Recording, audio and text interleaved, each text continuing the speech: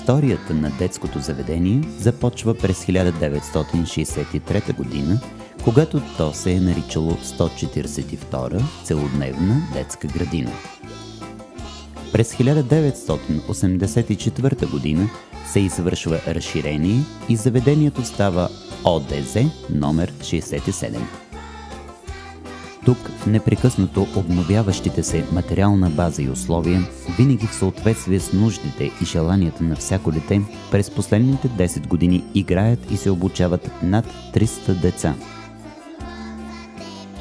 Днес то е най-желаното и предпочитано ОДЗ в района, доказало се като център за образование и възпитание на деца от 10-месечна до 7-годишна възраст.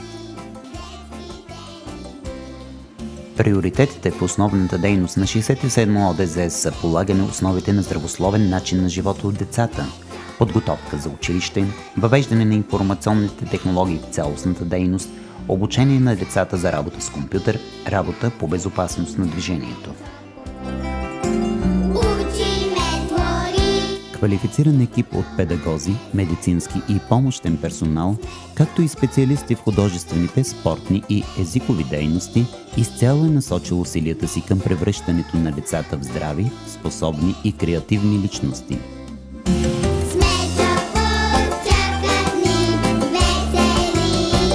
Приоритет на ръководството е ежегодната квалификация на целия екип в тематично организираните тимбилдинги. Освен задължителната учебно-възпитателна дейност, детското заведение предлага и допълнителни дейности – английски език, модерен балет, мажоретен състав, приложни изкуства, футбол, лечебна физкултура, плуване, таеквондо, ски училище, зелено училище, летен отдих на море, излети и екскурзии.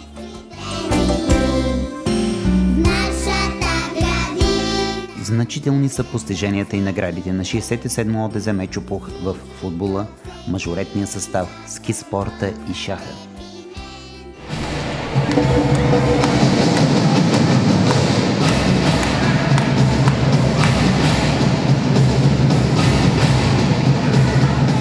Освен с общ сайт, 67 ОДЗ е представено в интернет пространството с самостоятелни сайтове на всяка отделна група.